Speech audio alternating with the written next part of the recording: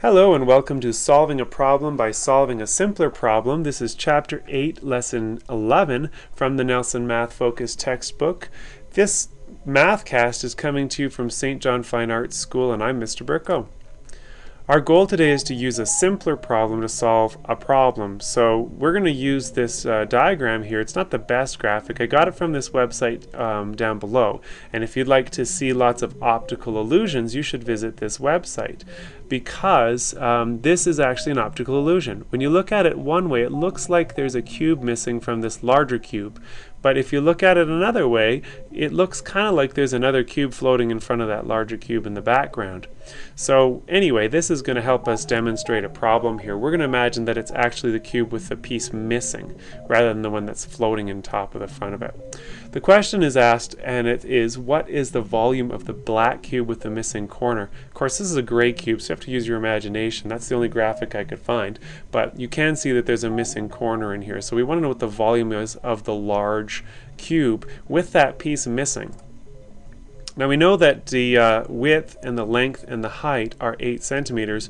That's not counting this little cube missing, but if that cube were there, we would be able to calculate the volume. So what we need to do is figure out how we can figure out what that little cube would be and minus it from the whole volume. So we know that it's 4 centimeters, 4 centimeters, and 4 centimeters. So we're ready to go.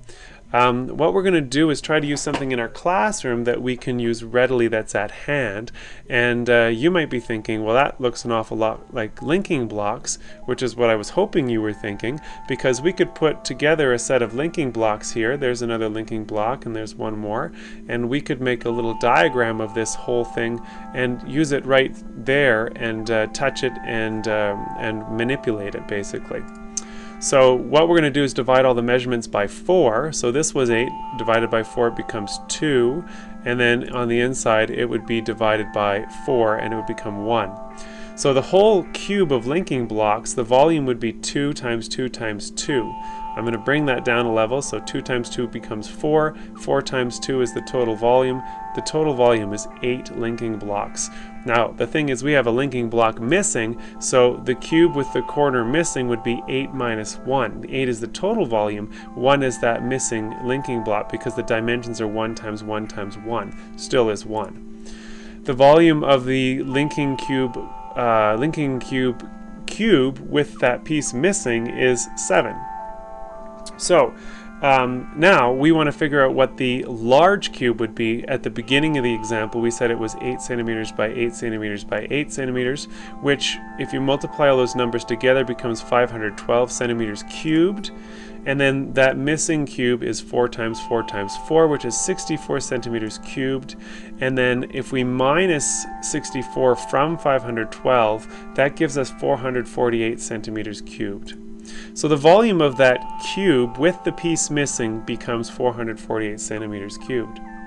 So you're going to use this to solve some problems in our classroom.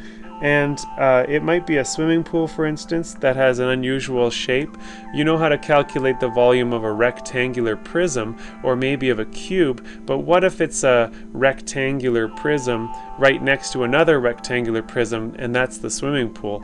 You might have a hard time picturing that in your head, but in our lesson 11 we're going to talk about that and use some examples in class to figure out how to do this. So thanks for joining me, and I'll see you next time.